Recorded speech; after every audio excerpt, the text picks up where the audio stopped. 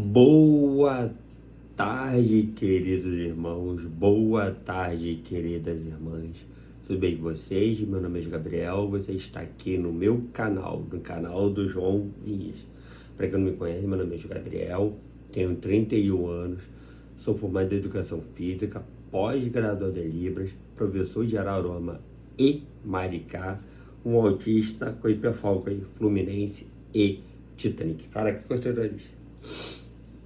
Vamos para nossa devocional de hoje. Senhor Deus e Pai, desde mais um dia de vida sobre as 10, para que a gente se soltou, precisam ver esse vídeo gravado aqui no YouTube. Essa palavra pode gerar para os nossos corações. Precisamos colocar em prática tudo aquilo que viemos aprender. Pai, Deus, Senhor Jesus. Amém. Vamos para a nossa devocional de hoje. Dia 62. Autoconhecimento ou conhecimento do alto? O conceito de autoconhecimento está em alta nos últimos tempos, e muitas pessoas dizem que precisamos desenvolvê-lo. Ter autoconhecimento é saber analisar-se para conseguir avaliar as próprias ações e seus resultados. Essa técnica pode ajudá-lo muito, mas se existe algo que pode auxiliá-lo ainda mais, é o conhecimento do algo. Algo possível somente na presença de Deus. Isaías deixou o autoconhecimento gelado e passou a buscar o Senhor. Com isso, o profeta adquiriu conhecimento do alto. Por meio do poder do Onipotente, ele conseguiu enxergar os próprios erros e dizer: ai de mim, estou perdido, pois sou um homem de lábios impuros e vivo no meio de um povo de lábios impuros. E os meus olhos viram o Rei, o Senhor dos Exércitos. Isaías 6:5. Precisamos de autoconhecimento, mas precisamos mais ainda do conhecimento que vem do alto. Após receber a revelação, Deus cumpriu o seu propósito. Por isso, quero convidar você a entrar na presença de Deus, pois Ele revelará as áreas da sua vida que precisam ser melhoradas, porque assim possa haver uma grande transformação. Não busque autoajuda, busque ajuda do alto. Você tem buscado se conhecer por técnicas humanas ou divinas? Leitura, Deuteronômio 19 a 22. Vamos ler a Bíblia. Deuteronômio 19 a 22. Deixa eu ver aqui. Deuteronômio 19. Deuteronômio 19.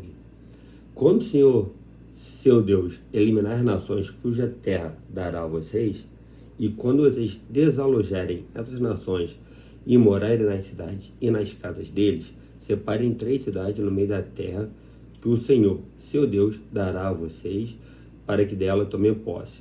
Preparem o caminho e dividam em 3 partes a terra que o Senhor, seu Deus, lhes dará por herança. E isto será para que nelas se refugie todo homicida. Este é o caso do homicida que nelas se refugiar, para que salve a sua vida. Aquele que involuntariamente matar seu próximo, a quem não odiava. Assim, se alguém entrar com o seu próximo na floresta para cortar lenha e manejando com impulso o machado para cortar uma árvore, o ferro soltar do cabo e atingir o seu próximo, e este morrer, aquele homem poderá se refugiar numa dessas cidades e salvar a sua vida. Isto para que o vingador do sangue não persiga o homicida, quando ficar furioso e o alcance por ser longo o caminho.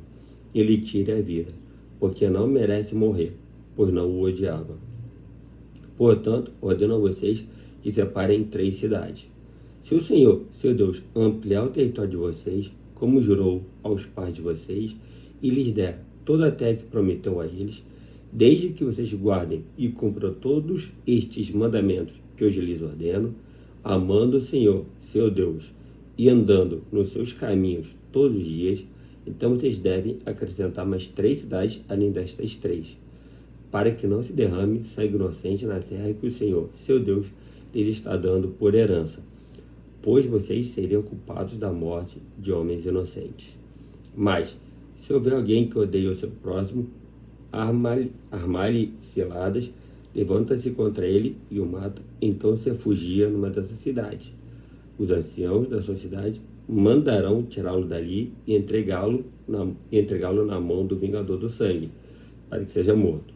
Não olhem para ele com piedade. Pelo contrário, exterminem de Israel a culpa do sangue inocente, para que tudo vá bem com vocês. Não mudem os marcos de divisa do seu próximo, porque os antigos fixaram na herança de vocês, na terra que seu Deus lhes dá, para que dela tomem posse. Uma só testemunha não poderá se levantar contra alguém por qualquer iniquidade ou por qualquer pecado, seja qual for que cometer.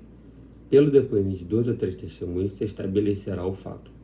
Quando se levantar testemunha falsa contra alguém, para o acusar de alguma transgressão, então os 2 homens, se tiverem demanda, se apresentarão diante do Senhor, diante do sacerdote e dos juízes que houver naqueles dias. Os juízes examinarão o caso com cuidado e, se a testemunha for falsa e tiver testemunhado falsamente contra o seu irmão, receberão o castigo que tinha em vista para o seu irmão, e assim exterminarão o mal do meio de vocês, para que os que ficarem ouçam, temam e nunca mais tornem a fazer semelhante mal no meio de vocês. Não olhem para ele com piedade. Vida por vida, olho por olho, dente por dente, mão por mão, pé por pé. Deuteronômio 20. Quando vocês saírem para fazer guerra aos seus inimigos e virem cavalos, carros de guerra e um povo maior em número do que vocês, não tenham medo deles, pois o Senhor, seu Deus, que os tirou da terra do Egito, está com vocês. Quando estiverem se preparando para a batalha, o sacerdote se adiantará e falará ao povo, dizendo: Escute, povo de Israel! Hoje vocês estão se preparando para lutar com seus inimigos. Que o coração de vocês não desfaleça. Não tenham medo, não tremam, nem fiquem apavorados diante deles. Porque o Senhor, o Deus de vocês, é quem os acompanha e vai lutar por vocês contra os seus inimigos, para que vocês sejam salvos. Os oficiais falarão ao povo, dizendo: Existe aqui entre nós alguém que construiu uma casa nova e ainda não consagrou? Vá, volte para casa, para que não morra na batalha, e outro tem de consagrar a casa. Existe aqui entre nós alguém que plantou uma vinha e ainda não colheu as uvas? Vá, volte para casa, para que não morra na batalha, e outro venha desfrutar da vinha. Existe aqui entre nós algum homem que contratou casamento com uma mulher e ainda não a recebeu como esposa? Vá, volte para casa, para que não morra na batalha, e outro homem a receba como esposa.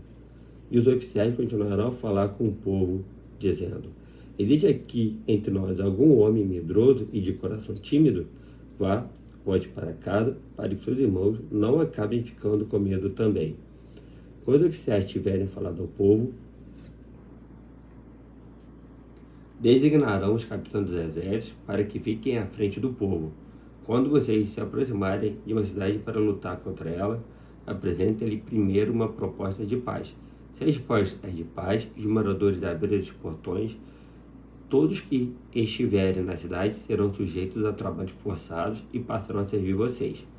Porém, se eles não fizerem paz com vocês, mas declararem guerra, então vocês devem sitiar a cidade. E o Senhor, seu Deus, a entregará na mão de vocês, e vocês devem matar com a espada todos os do sexo masculino que houver na cidade. Mas vocês podem ficar com as mulheres, as crianças, os animais e tudo que houver na cidade, todo o seu despojo. Podem desfrutar o despojo dos inimigos que o Senhor, seu Deus, entregou a vocês. Façam assim com todas as cidades que estiverem longe de vocês, que não forem das cidades destes povos, porém das cidades destas nações que o Senhor, seu Deus, lhes dá como herança, não deixe ninguém com vida. Pelo contrário, como o Senhor, seu Deus, ordenou, vocês devem destruí-las totalmente. Os heteus, os amorreus, os cananeus, os ferezeus, os heveus e os jebuseus, para que estas nações não ensinem vocês a fazer segundo todas as suas abominações que fizeram a seus deuses, pois vocês estariam pecando contra o Senhor, seu Deus. Quando sitiarem uma cidade por muito tempo, lutando contra ela para a tomar, não destruam as árvores, cortando-as com o machado, porque vocês podem comer dos seus frutos. Por isso, não cortem as árvores. Será que as árvores do campo são pessoas para que sejam sitiadas por vocês? Mas as árvores cujos frutos vocês sabem que não são comestíveis, essas vocês podem derrubar e cortar, para com elas cercar a cidade que está em guerra contra vocês, até que seja conquistada. Deuteronômio, capítulo 21. Se a terra que o Senhor, seu Deus, lhes dá para que tomem posse dela, alguém for achado morto, caído no campo, sem que se saiba quem o matou, os anciãos e juízes devem sair e medir a distância entre o morto e as cidades ao redor. Os anciãos da cidade mais próxima do morto tomarão uma novilha do rebanho, que ainda não tenha sido usada no trabalho, nem puxado com jugo, e a trarão a um vale de águas correntes, que não foi lavrado nem semeado. E ali, naquele vale, desnucarão a novilha. Então se aproximarão os sacerdotes, filhos de Levi, porque o Senhor, o Deus de vocês, os escolheu para o servirem, para abençoarem em nome do Senhor e por sua palavra decidirem toda demanda e todo caso de violência. Todos os anciãos dessa cidade, mais próxima do morto, lavarão as mãos sobre a novilha desnucada no vale e dirão: as nossas mãos não derramaram este sangue, e os nossos olhos não viram quem o derramou. Perdoa o teu povo de Israel, que tu, ó Senhor, resgataste, e não pões a culpa do sangue inocente no meio do teu povo de Israel. E a culpa daquele sangue lhe será perdoada. Assim vocês eliminarão a culpa do sangue inocente do meio de vocês, pois farão o que é reto aos olhos do Senhor.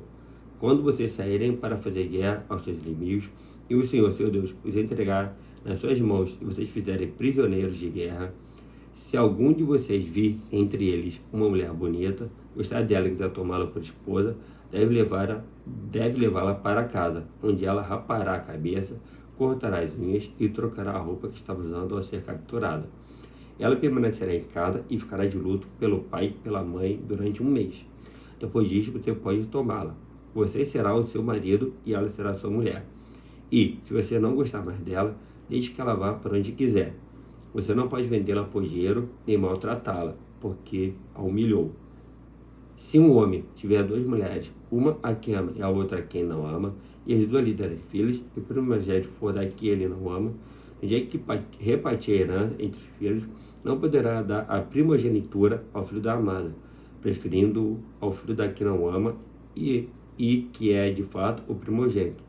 Pelo contrário, deve reconhecer o primogênito o filho da mulher que ele não ama, dando-lhe dobrada porção de tudo que possui, porque aquele é o primogênito do seu vigor. O direito da primogenitura é dele.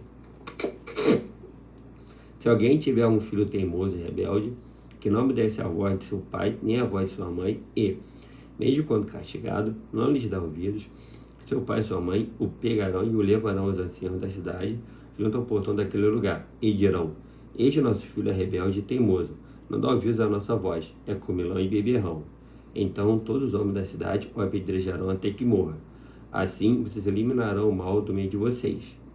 Todo Israel ouvirá e temerá. Se alguém tiver cometido um pecado que é passível da pena de morte e tiver sido morto, e vocês pendurarem no madeiro, o seu cadáver não deve permanecer no madeiro durante a noite.